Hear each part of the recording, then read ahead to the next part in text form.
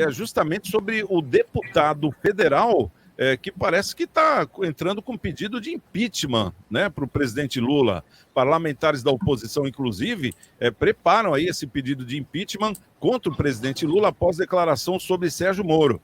A iniciativa ocorre um dia após Lula dizer que na prisão só pensava em ferrar a vida de Moro.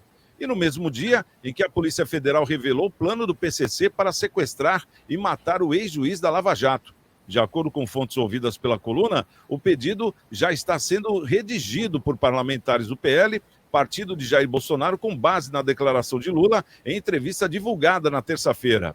Lei número 1079/1950, que estabelece critérios para o impeachment de presidente da República, cita em seu 6º artigo, entre outras insinuações, usar de violência ou ameaça para constranger juiz ou jurado e também proferir ou deixar de proferir despacho, sentença ou voto, ou a fazer ou deixar de fazer ato do seu ofício. Também pelo Twitter, nessa última quarta-feira, o ex-presidente Jair Bolsonaro tentou desgastar Lula do PT, e o PT, com referência ao caso Moro. Ele disse, em 2002, Celso Daniel.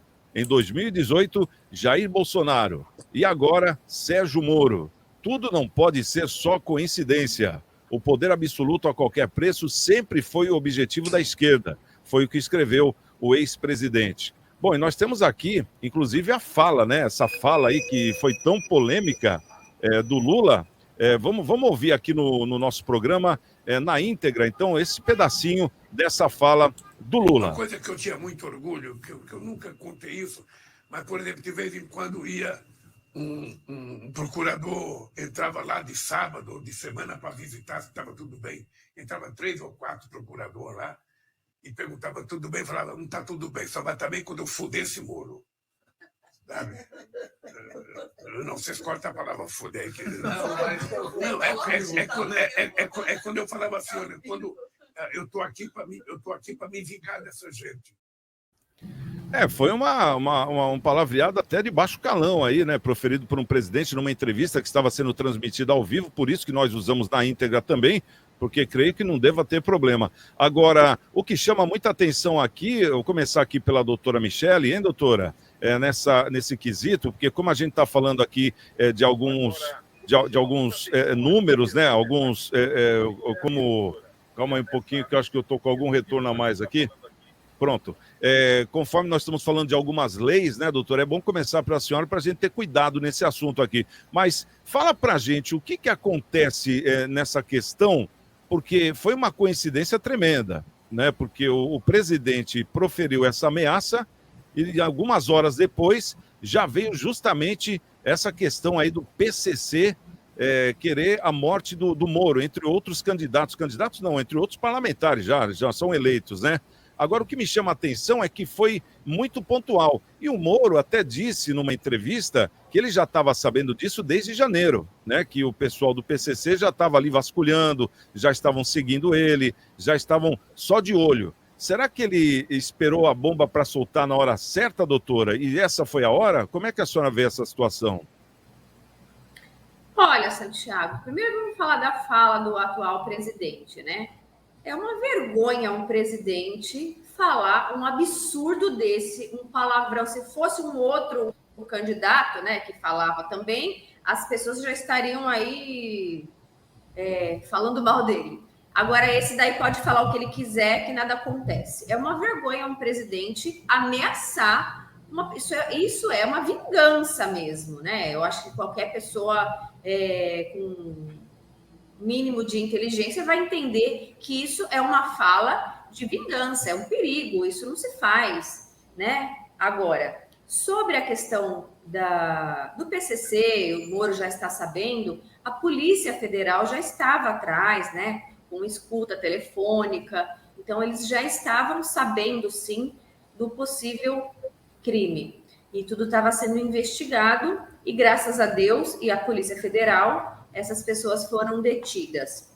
Agora, o fato de lançar isso antes ou não, eu não acredito nisso, não. Isso aí foi transmitido via YouTube, foi ao vivo, né? Essa fala dele foi ao vivo. Não eu lancei ontem, não. Isso foi feito ao vivo, né? Ele pediu para cortar, mas não tem como cortar ao vivo, a gente sabe como é, como a gente está aqui agora, o que a gente falar, todo mundo vai estar escutando aí. Agora, é uma vergonha, o único problema que eu vejo aí é que, na verdade, a única solução precisa sim ser investigado se existe uma relação do atual presidente com esse fato ocorrido, né, com essa organização criminosa, quem patrocinava essas pessoas, porque para você alugar uma mansão não é barato, né? Para você ter todo o equipamento, o armamento, não é barato. Então, tinha alguém que financiava tudo isso. Por qual razão era financiado, foi feito tudo isso? Agora, como eu falei, precisa ver para quê? Para que seja feito ou impeachment, sim, e a investigação em si, porque a gente está num problema. Se ele cometeu algum crime comum, que no caso não é crime de responsabilidade, né, do presidente, esse caso é um crime comum. Então ele não pode ser preso. Se efetivamente for investigado, descobrir que o atual presidente tem alguma relação com isso, então ele não pode ser preso, o processo vai ser suspenso até terminar o mandato. Agora, se ele efetivamente, aí cabe sim o impeachment a ele por esses fatos ocorridos. É lamentável, é muito triste a gente saber que existem pessoas que financiam aí esses indivíduos, e ainda mais uma pessoa tão importante como o Sérgio Moro, né? Uma pessoa que foi importante na Lava Jato, para descobrir aí os crimes contra o patrimônio público, infelizmente. Ô, Miyashiro, você como é um político da roda aqui, eu gostaria de ouvir a sua opinião como um parlamentar, né? Porque no caso Moro, ele foi agredido de uma certa forma, né? Não sei nesse contexto todo como é que vocês analisam, mas que teve agressão, teve, né? Do próprio presidente. A mesma coisa que o prefeito falar mal de você de alguma forma, falar, eu não gosto do Paulo Miyashiro, né? Porque eu tenho certeza que hoje é o contrário, porque você agrada muita gente. Só estou usando como um exemplo bem hipotético, né? Só em questão comparativa. Como é que você vê essa transparência demais, vamos dizer assim, do presidente, que é o líder do país? Isso aí não traz algum recalque, o Miyashiro? É uma fala triste, né? Pode ser em qualquer tipo de tom, né? Qualquer tipo de conversa, mas é uma fala que totalmente inadequada. A gente fica como, agora falando, né? Como fazendo parte do povo brasileiro, escutar isso do presidente da República é uma coisa que mexe, né? E hoje não era só um juiz, né? Que acabou julgando, mas hoje ele é um senador também, né?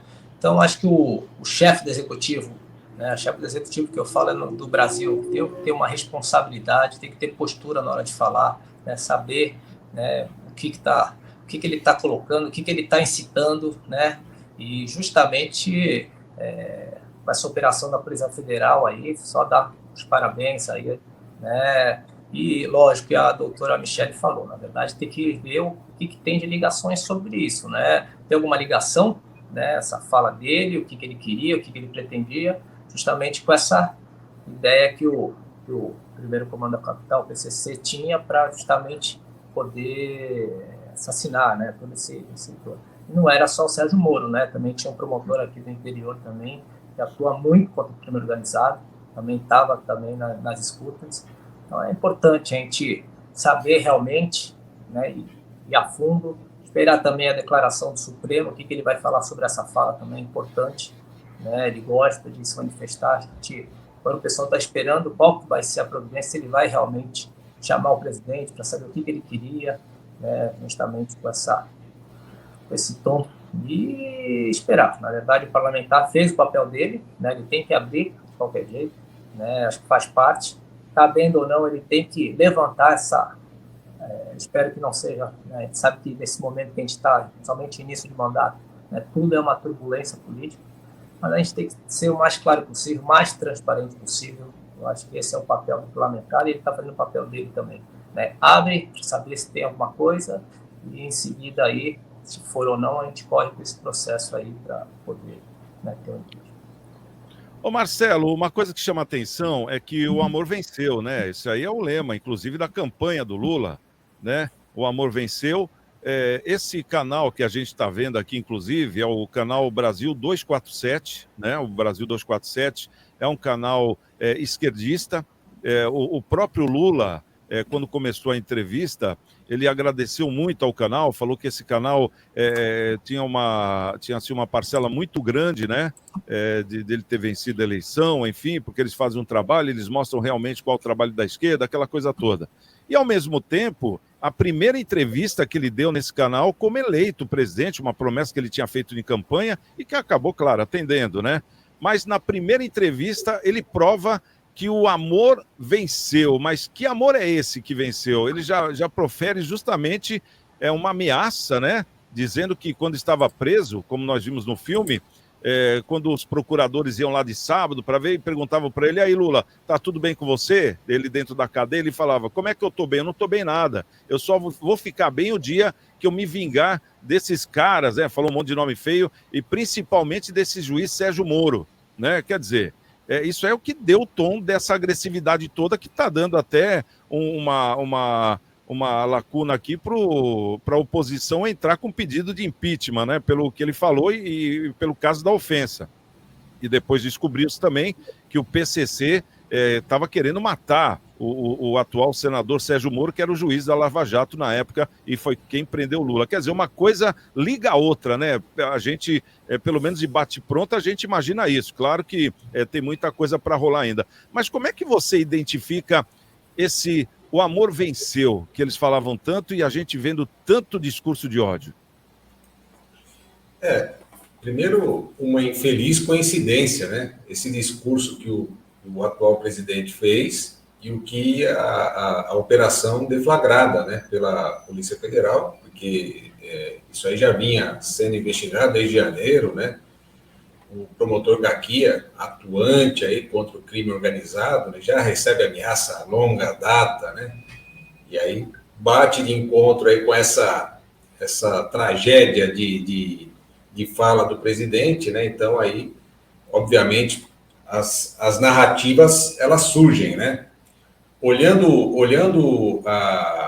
o site, né, desse jornal, dessa TV 247, né, 24 horas por dia, 7 dias por semana, né, eles dizem assim: depois de criar um falso herói, a imprensa fará de Moro um falso mártir, né?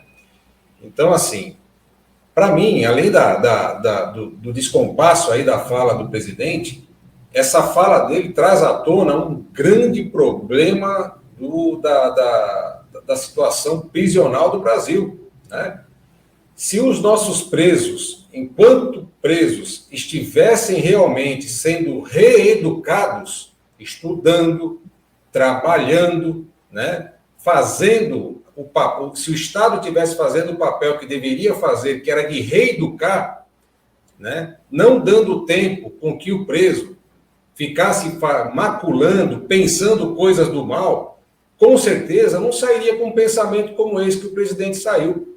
Ele sairia com um pensamento, de repente, de um empreendedor querendo falar: olha, vou mudar de vida, quero fazer uma coisa diferente, quero progredir, não quero mais partir para o crime, não quero mais fazer coisa errada, né? Mas quando você prende a pessoa, deixa ela lá num depósito de seres humanos, e você não dá nenhuma condição, né, dela crescer enquanto ser humano, é isso que acontece. Você cria ainda mais ódio naquela pessoa que já, né, vinha praticando crime, vai lá, conhece outros criminosos, né, aperfeiçoa a arte do crime e cria ainda mais ódio. É o que demonstrou, para mim, é o que demonstrou aí a fala do atual presidente, que já foi preso, né? E lá, se tivesse esse tipo de tratamento, né, um tratamento adequado, de reeducação naquela época, não teria tido essa fala. Então, para mim, traz à tona aí um grande problema e um estado de alerta da situação prisional do brasileiro, que precisa, né, para os presos, fazer com que eles tenham a reeducação para a reinserção na sociedade. Senão, lá dentro, o preso ele vai ficar um criminoso ainda mais potencializado.